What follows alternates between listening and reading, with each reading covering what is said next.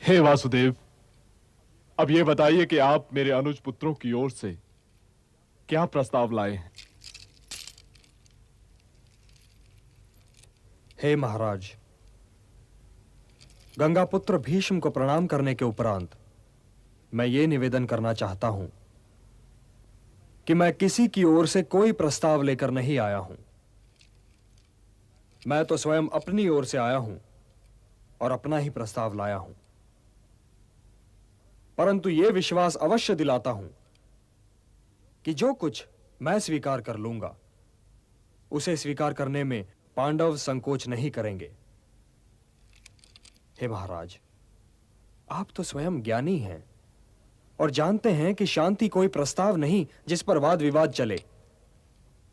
शांति एक आवश्यकता है।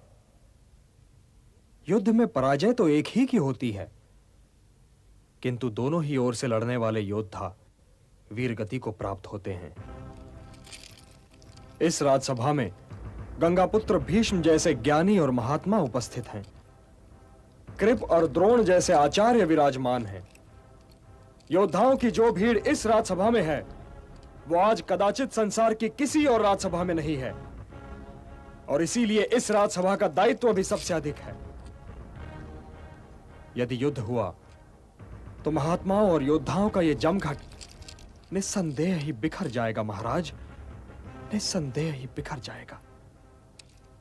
हे महाराज, यदि ऐसा हुआ तो इतिहास उन सारे आंसुओं का उत्तरदायी आपको ठहराएगा जो इस महायुद्ध के उपरांत बहाए जाएंगे।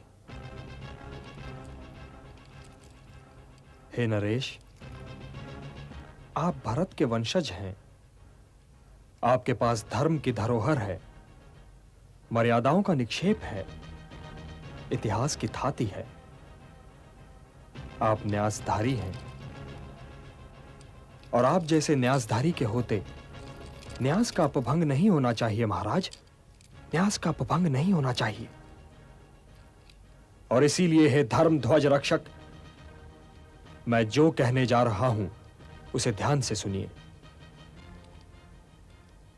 शांति कभी असंभव नहीं हो सकती, और इसीलिए कुरुवंश को शांति के मार्ग पर ले चलिए महाराज, शांति के मार्ग पर ले चलिए, कि इसी में भरतवंश, भारतवर्ष और सारे संसार की भलाई है। इतिहास गंधार नरेश शकुनी से यह नहीं पूछेगा कि इन्होंने द्यूत क्रीड़ा में कपट क्यों किया था, क्योंकि वो कपट आपकी सभा में हुआ था महाराज।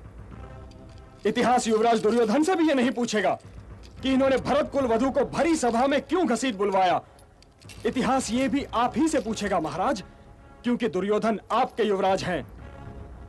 इतिहास दुशासन से भी यह नहीं पूछेगा कि इन्होंने दुर्योधन के कहने पर भरत कुल वधु द्रौपदी का वस्त्र हरण करने की असभ्यता क्यों दिखाई। इतिहास इसके लिए भी आप ही को दोषी, आप ही को उत्तरदायी ठहराएगा महाराज, आप ही को उत्तरदायी ठहराएगा। इसलिए यह जान लीजिए कि शांति का कोई विकल्प नहीं है। युद्ध तो कदाचित कोई नहीं चाहता केशव। यदि कोई युद्ध नहीं चाहता पितामह, तो फिर यह कदाचित क्यों? कदाचित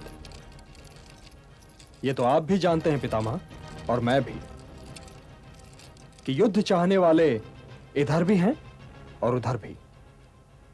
इसलिए आज कदाचित जैसे शब्दों को इस राज्यसभा से निकाल दीजिए पितामह, क्योंकि कदाचित जैसे शब्दों की छाया में शांति की बात नहीं हो सकती।